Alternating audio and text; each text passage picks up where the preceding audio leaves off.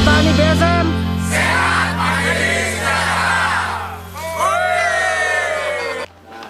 Yang pertama adalah kita mulai dari kita punya gerakan namanya Gerdu Liruta.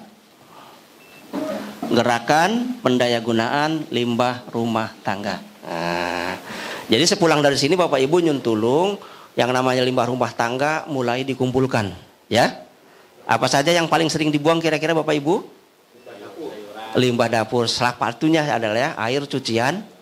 Nah, sepulang dari sini gak boleh dibuang, harus ditampung. Ya kan? Jadi pulang dari sini Bapak Ibu jadi orang pelit, ngomong ke istrinya, ngomong keluarganya, tolong limbah dapur itu jangan sampai dibuang. Ada yang sudah melakukan ya di sini kan? Mas Apep, Mang Radai gitu kan? Ini kan angkatan yang dulu pernah ikut. Gimana kira-kira Mas? Coba sini Mas, ini biar cerita sedikit. Ayo. Cerita tentang limbah rumah tangga ini dilakukannya gimana? Ada penghematan nggak di situ kira-kira? Monggo Mas. Kita berbagi Mas.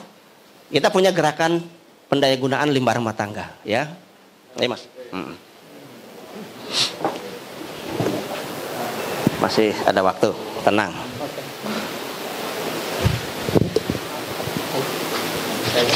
Yang dimaksud limbah rumah tangga itu apa kira-kira? Terus yang dilakukan Mas Apep gimana? Pakai ini aja. Oke, kebetulan saya mungkin tinggal di perkotaan ya. Jadi limbah rumah tangga itu sangat banyak. Salah satu contohnya mungkin keluarga kita di rumah ketika beli sayuran mungkin yang dimasak sama yang dibuangnya hampir sama ya Bu ya.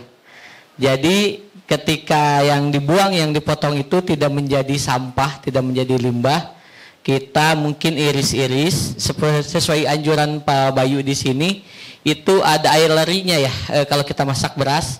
Jadi si air beras itu cucian pertama sama cucian kedua jangan dibuang. Jadi nanti ada sisa makanan, mungkin bekas anak, sisa-sisa kue dan lain-lain, sisa sayuran kita masukin ke ember penampungan, direndam sama air leri. Karena air leri ini sebagai bahan pengawet alami. Kami praktekkan ilmu dari Pak KB. Ternyata betul roti itu ketika kita rendam dengan air leri selama sebulan nggak berubah warna dan nggak busuk Pak, betul. Ini bahan pengawet alami. Jadi ketika kita udah agak banyak itu kita bisa produksi hanya menambahkan dedak, dan dari BSM ini ada juga booster pit ya. Itu kita tambahin pakai booster pit, ternyata hasilnya maksimal. Ketika kita pakai booster pit dari sini dalam hitungan 24 jam aja itu udah bisa kita gunakan pakan. Tapi idealnya 14 hari ya Pak kita fermentasi, dan itu jadi stok untuk ternak kita Pak.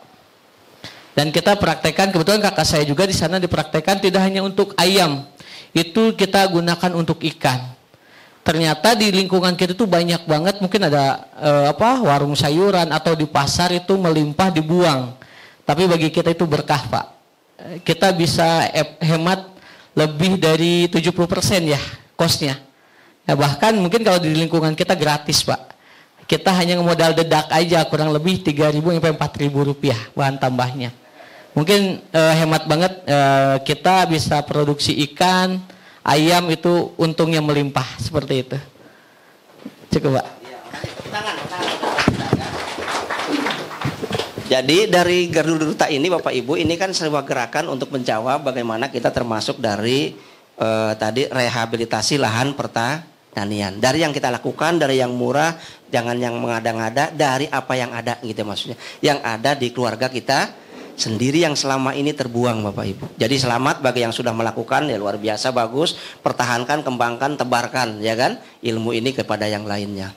Jadi gini, Gardu Duta itu Bapak Ibu, gerakan penuh limbah rumah tangga ini adalah sebuah cara bagaimana kita mengolah sampah ini menjadi berkah. Khususnya sampah organik. Jadi apa saja sih yang Bapak Ibu kumpulkan itu mulai dari air cucian beras.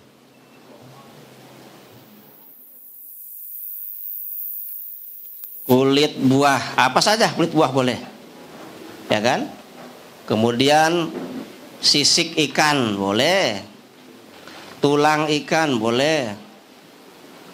Sisa makanan boleh. Kecuali plastik dan kertas. Ini semua tiap hari ditampung Bapak Ibu.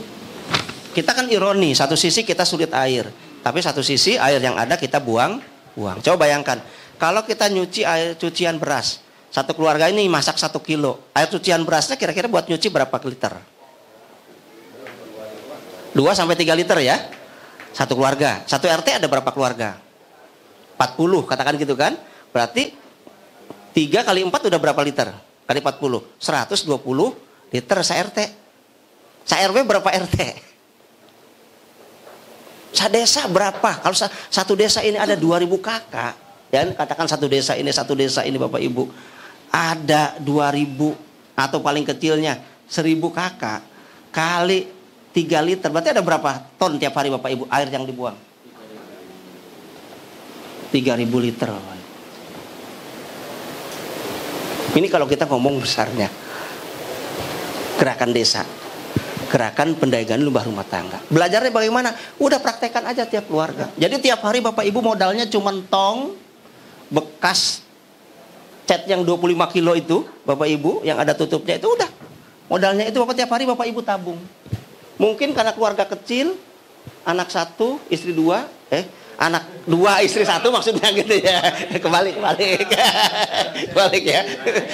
Kebayang, bukan begitu. Maaf Bu ya. Maaf. Bapak-bapak langsung seneng ya Bu, dibilang istri 2 anak 1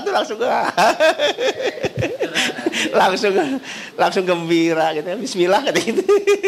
Ya gini Bu ya. Mungkin satu hari cuma dapat segini enggak apa-apa. Udah dikumpulin aja. Besoknya lagi dimasukkan, penuh lagi segini, besoknya lagi nampung segini sampai 80% katakan gitu. Baru Bapak Ibu proses. Dari sini Bapak Ibu untuk melakukan teori gara-gara namanya. Teori gara-gara itu teori gara-gara kita menabung sampah yang kita olah. Akhirnya Ibu gara-gara menabung itu Bapak Ibu punya tabungan 3. Pakan, pupuk padat dan pupuk cair. Tambung aja Ibu. Jadi nanti dari sini bisa 3 Bapak Ibu ya. Bisa jadi POC, pupuk organik cair, bisa jadi pupuk padatnya ya, POV, pupuk organik padat. Satu lagi adalah pakan. Buat pakan apa? Pakan unggas bisa.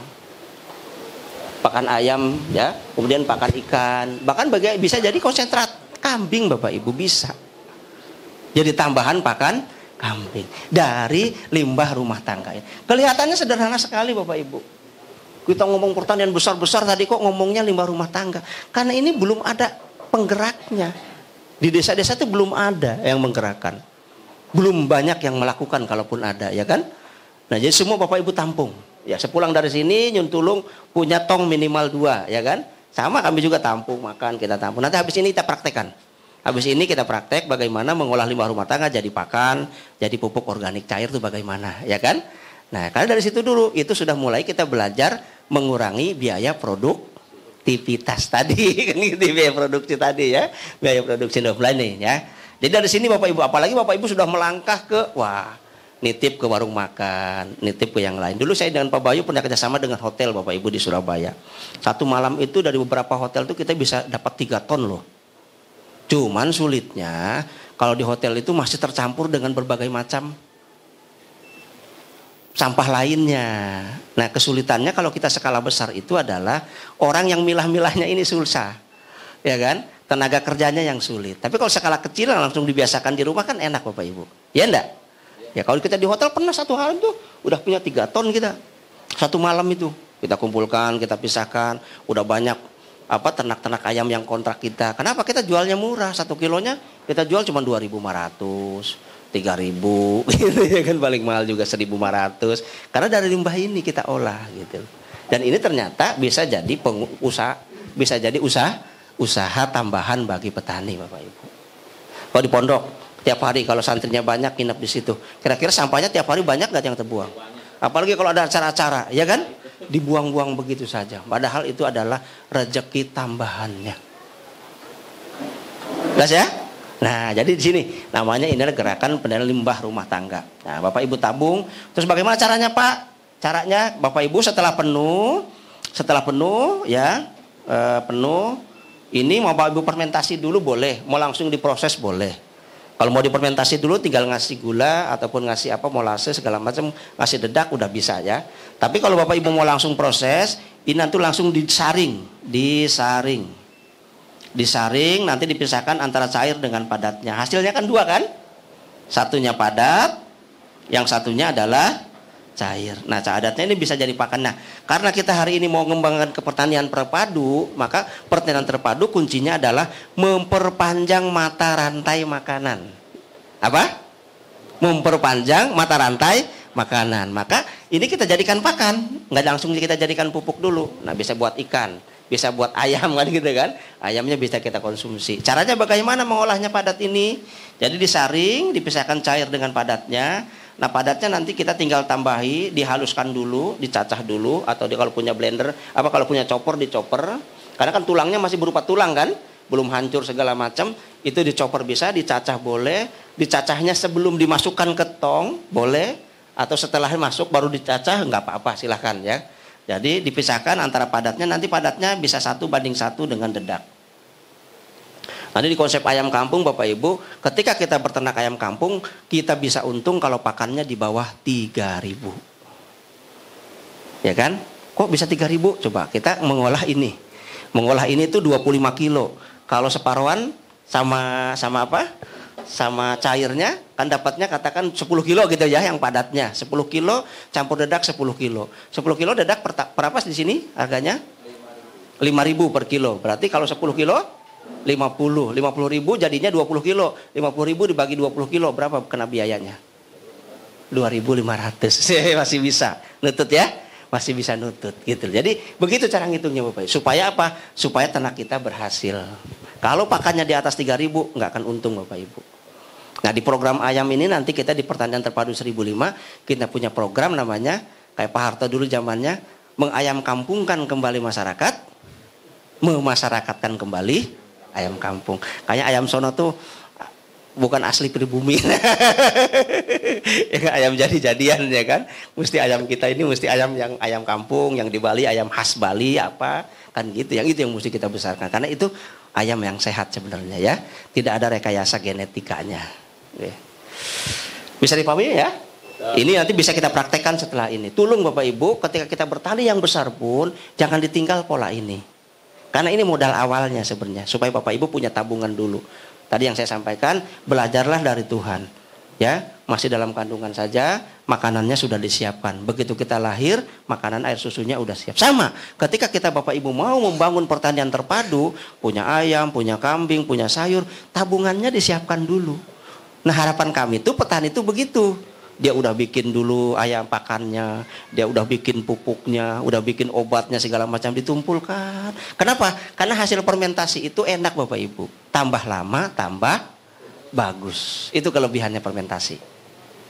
Ya, tambah lama, tambah bagus. Jadi kalau Bapak Ibu punya pakan 20 kilo, cukup untuk ayam berapa kalau 11 ekor? 1 ekor itu pakannya 200 gram per hari. Berarti kalau ayamnya 10 ekor, berarti 1 hari berapa kebutuhannya? 2 kilo. Berarti untuk 20 kilo itu bisa habis 10 hari. Nah, berarti Bapak Ibu mesti bikin berapa tong. Bisa untuk pakan ini selamanya tidak beli dan sebagainya. Nah, manajemennya begitu ya. Dari limbah rumah tangga saja. Nah, apalagi yang tinggal di kota kira-kira banyak nggak limbah yang terbuang? Seneng nggak kira kalau orang toko-toko di rumah makan kita bantu begitu?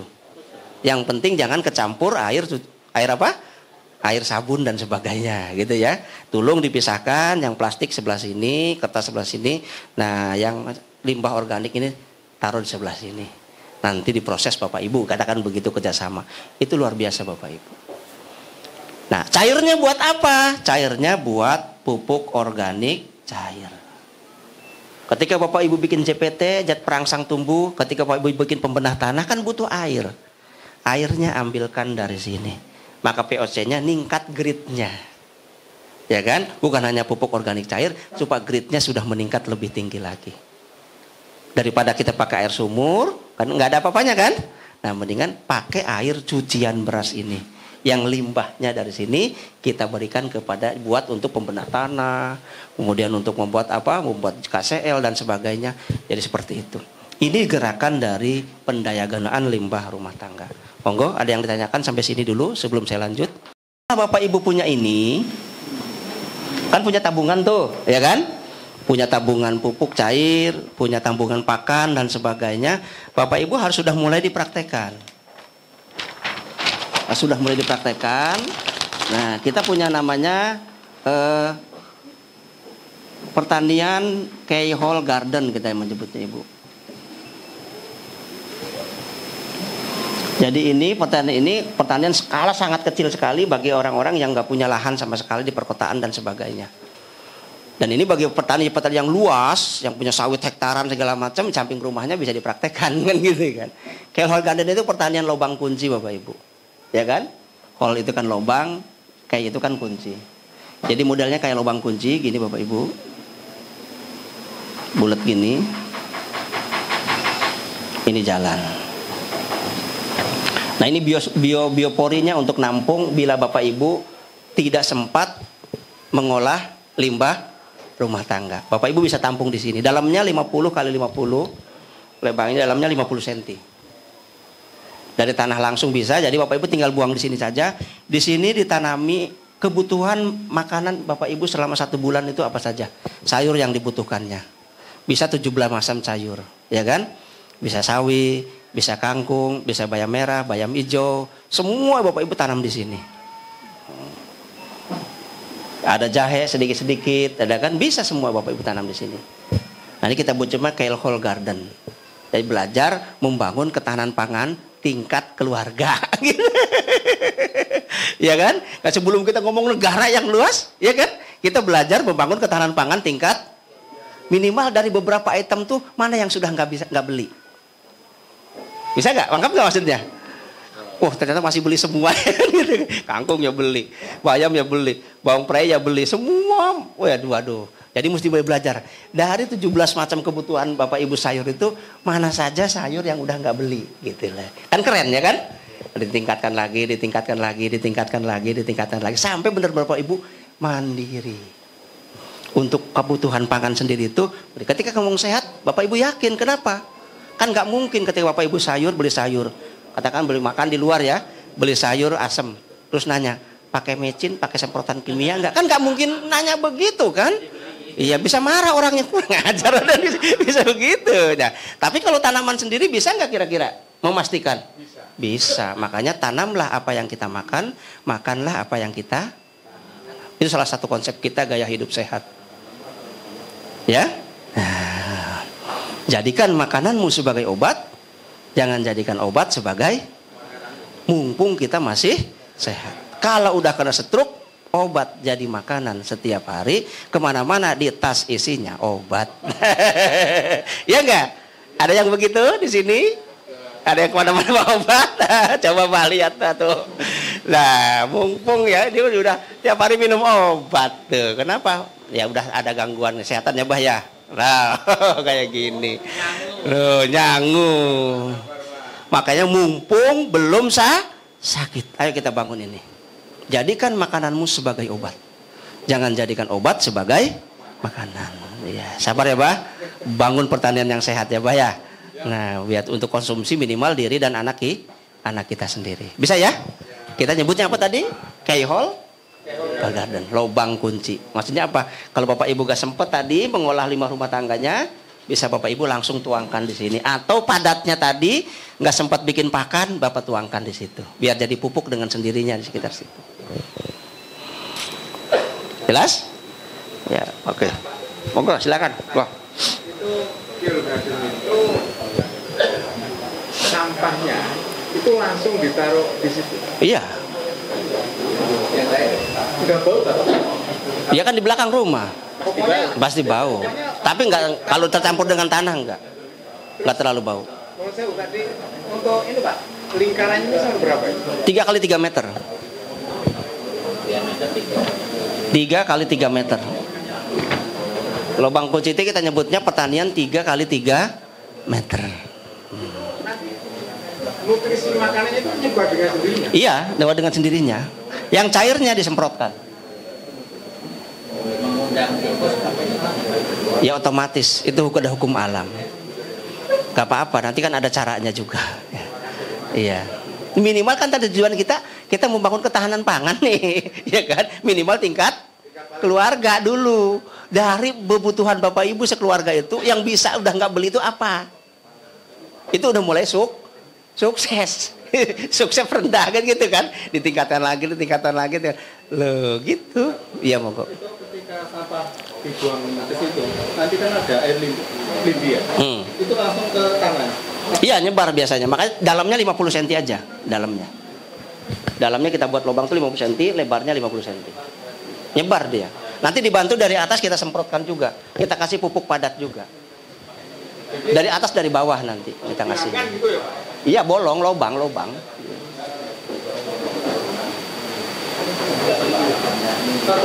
Ya, monggo.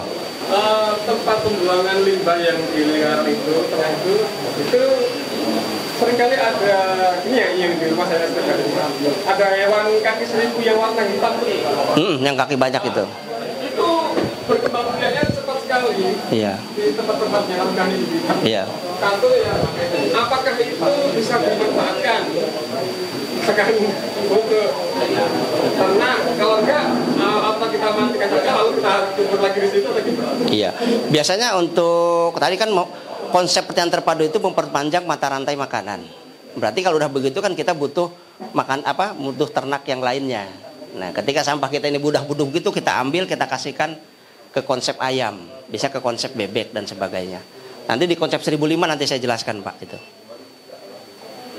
Bisa dimanfaatkan untuk pupuk juga sekalian gitu. Jadi kalau udah banyak begitu bisa Bapak tambahi tanah. Tambahi tanah, tutup tanah. Atau tanah kompos yang sudah jadi. Jadi cara menghilangkan baunya, ambil kompos yang sudah jadi, taburkan di atasnya sini. Buat jadi masternya dia, biar jadi apa? Biar jadi komposernya lah kalau bahasa kitanya kan begitu. Di sini ada contohnya Pak? Ada Pak, di Kai Hall Garden itu ada, iya. Tapi belum diisi kayaknya, karena kan kita ini masih ngejar targetnya untuk selesai bisa pelatihan ini 1 bulan di sini ya. Tapi kalau yang ini gampang mempraktekannya Pak. Iya, tapi bentuknya ada di atas sana.